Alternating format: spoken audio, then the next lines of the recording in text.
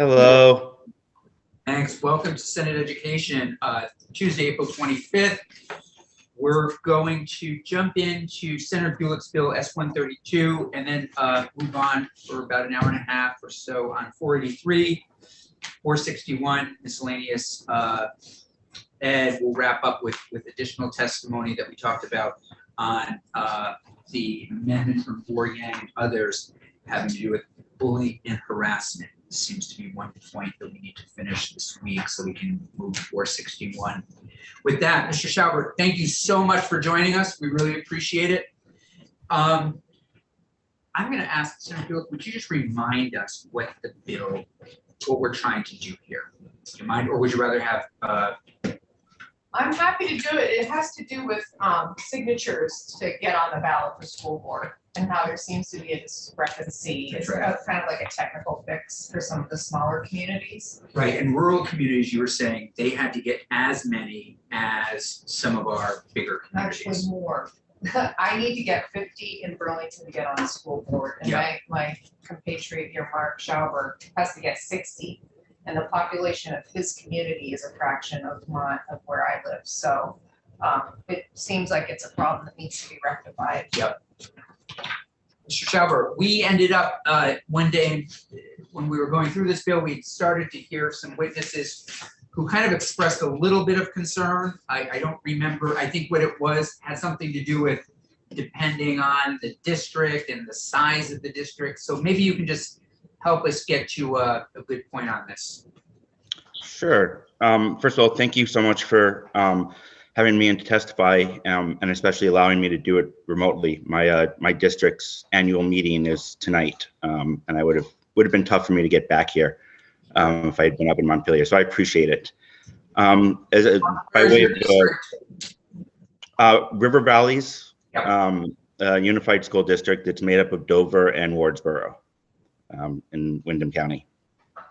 Well, by way of just a quick introduction, I'm Mark Schauber, and I am a board member in River Valley School District. I'm also the representative from River Valleys, or a representative from River Valleys on the Windham Central Supervisory Union Board. I'm also a member of the Vermont School Board Association Board from Windham County. And some of you may know me from the work that I did as the executive director for the Coalition for Vermont Student Equity, the work on pupil weighting and Act 127 last year. I apologize. I made some notes for myself and I'm just pulling them up. I do want to say that today I'm here in my capacity as a citizen and voter of Dover, as well as a member of the River Valleys Unified School District Board, and basically asking you to make what I believe is a pretty simple fix to Title 16, Chapter 11, which went through major rewrite, as you know, especially Chair Campion last session, which resulted in Act 176. So 176 introduced some new governance models to Chapter 11, which I think may have been in use prior to the rewrite, but weren't actually codified in statute. And I just want to say briefly, because I've been asked a number of times, that the sections of Chapter 11 that are referred to in S-132 would only affect school districts that elect their board members by Australian ballot. Those that elect them from the floor at their annual meetings don't go through a petition process, so they wouldn't be affected by the passage of 132 at all. Prior to Act 176, the standard for any person who wanted to be a candidate for a school board position was to get 30 signatures or 1% of registered voters in their town or district on a petition. Act 176 left this standard intact for all boards that fit under the proportional model, which includes most districts in the state. Essentially, those districts, the proportional ones, are ones that are single town districts or ones where each member town elects their own representatives. Act 176 introduced a modified at-large model. There's also the at-large model, and I'm not sure whether that was in statute prior to Chapter 11 rewrite or not. The modified at-large model is one in which each member town has a set number of representatives, but the entire district, so the registered voters from all the towns, vote for all members, regardless of which town the candidates are from. An at-large district differs in that all members can come from any member town. They're not a set number per town. And again, all voters vote for all members. For my district, the River Valley School District, which I said includes Dover and Wardsboro, we were established in 2017 as an Act 46 merger, and we had a proportional board with proportions based on census data, with reapportionment to be done after every decennial census. So based on the 2010 data, which was used for our initial number of years, each of our 2 towns had 3 representatives. And they were only elected by the voters in their town. With the 2020 census data, Dover's population went up from 1124 to 1798, an increase of 674. Wardsboro's population went down from 900 to 869, a reduction of 31. As a result, and because of our articles of agreement that were approved in 2017, we were supposed to reapportion to a 4-2 board, which would have given us 4 representatives from Dover and 2 from Wardsboro. The majority of our board didn't want to do this, so we started looking at alternate options. And the board chose to change to a modified at-large model, where we would permanently have 3 members from each town, regardless of the population, and they would all be elected by the entire district. And during the discussions of this change, one of the issues that came up was that in this new model, we would need 60 signatures on petitions. And that was a huge change from what we previously had, which was 14 in Dover, which was 1% of our registered voters, and 6 in Wardsboro, 1% of their registered voters. So we would have needed a total of 20 under the merged district prior to Act 176. So as Senator Gulick mentioned, the number of signatures in Burlington, so 60 may not be that bad for their registered, their number of registered voters, which is roughly 37,000. But in our small towns, that can be difficult to obtain. And in fact, and Senator Gulick, you can correct me if I'm wrong, I believe Burlington, you only need 30 signatures on your petitions, which is half of what we would need in River Valleys, where we only have 2,000 registered voters. So there's quite that discrepancy. So I remember 50, but it could be 30. Felt like 50. that's always a lot.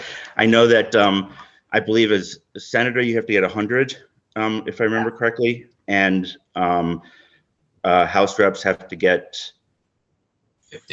50, I think, yeah. So,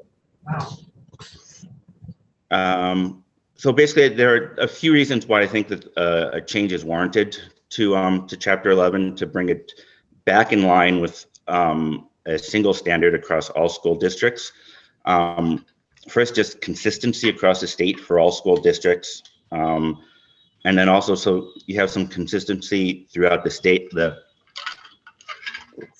statute, including across different sections. Fairness and equity, as I mentioned, with the discrepancy in the numbers. And because we really want more participation in our democracy, and adding this new barrier to doing this seems counterproductive. I know personally, about 5 years ago when I was first running for the board, I was relatively new to Vermont at the time. I still am to some extent. I've been here now for 9 years. And if I had had to achieve 60 signatures on a petition, it would have felt undoable for me with the number of people that I knew and my comfort level in the town, that I wouldn't have run. And I think we want to be encouraging more people to run for public service and not discouraging it. And that's basically it. I do want to thank Legislative Counsel Beth St. James for pointing out that as originally drafted, S-132 had left some districts, I believe the elementary school boards still needing 60 signatures. So I think that correcting that definitely makes the bill stronger. And I want to thank Senator Gulick for sponsoring the bill, and you, Chair Campion, and the whole committee for taking it up. I really appreciate it. And in all honesty, I was talking to our town clerk about it this morning. One of the things I absolutely love about Vermont, and one of the reasons I love living here, is that somebody like me can bring something to somebody in the legislature and have it acted upon. And I think that's an amazing thing that we have in our state. So thank you. And I can tell you, your senator is here as well, Senator Hashim. We weren't going to take it up until he said, I want this bill. I appreciate that. And then we took it up. This is, I appreciate Senator Gulick and others putting it forward. And would you describe this then, Mark, when we get to the floor with it? This is we made a mistake in chapter 11 when we did that rewrite. Is that what happened? Is that what kind of fixing here? I believe so. I believe this is a technical fix. I think there was a lot of cutting and pasting that was done. I mean, it was what, a 150 or 200 page bill, that rewrite. And I think that that's really all that happened, was that there was some cutting and pasting done and some details that were just missed. Okay. Any concerns? Any questions? Senator Gulick, how are you feeling about it? I'm feeling good. I'm trying to find the language around middle and elementary schools. Did you guys see that in here? Would you remind us what that question was that people raised, the middle and elementary I schools? think that St. James brought it up that the elementary and middle schools were not included in this, and I can't remember if we made the fix or not. I believe you asked Ms. St. James to do that. I don't know whether it's been done yet. And in the as introduced bill, it is still just the section, I think 711 and 730. I believe, yeah. So those boards would be a different section number. Quite honestly, I don't know which section it is. Let's see if that can zoom in. We'll just get this tidied up now. Yeah, we just wanted to, correct me if I'm wrong, pull in the elementary and middle schools, right? Yes, that is my understanding. We'll see if that can jump in.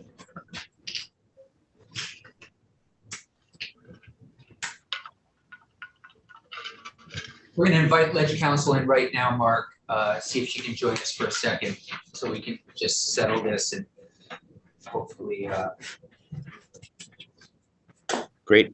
Senator Gulick, I do you have appreciate a that. preference whether or not you would like this to go as a separate bill or if you'd like it attached to miscellaneous edit? I do not have a preference. Do you? Which one would it survive, have the highest chances of survival? Good question. I think, Both. It's an us bill. yeah, so we'd have to get for rule suspension, which I don't think they'd be concerned about, but our House counterparts could ignore it. I don't think they would. We don't decide right now, but these are both gonna leave this week, so one way or the other, we just have to make sure. We should be talking about green and miscellaneous. We have, she's in.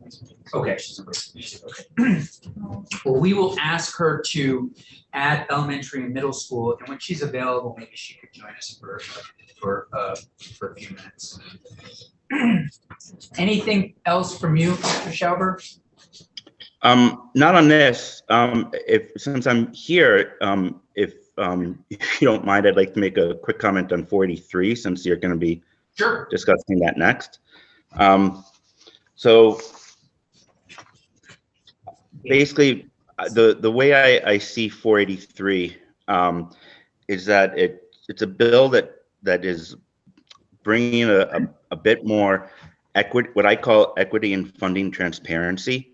Taxpayers all work really hard for their earnings, and I think they have the right to know that the rules that are applied equally across all schools that are receiving money from the Ed Fund. I believe that allowing private schools to select their students, even if it's as simple as them having the ability to discourage some students during a admissions process, which could be subtle but still there, is a problem and goes against the very nature of the equity that should be attached to the use of public education funds. So I would strongly urge you to pass 483.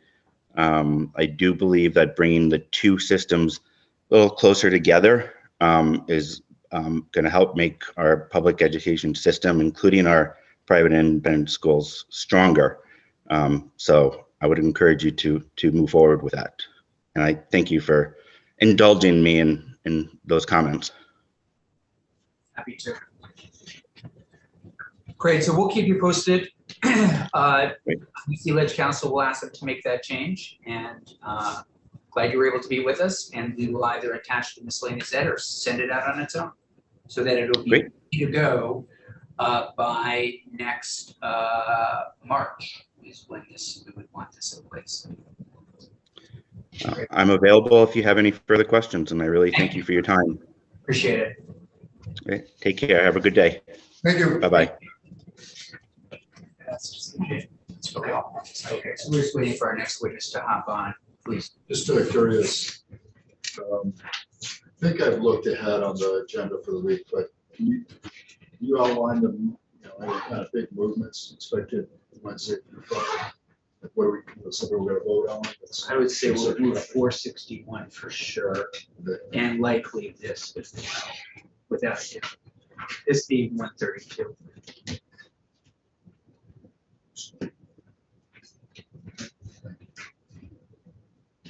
First reading.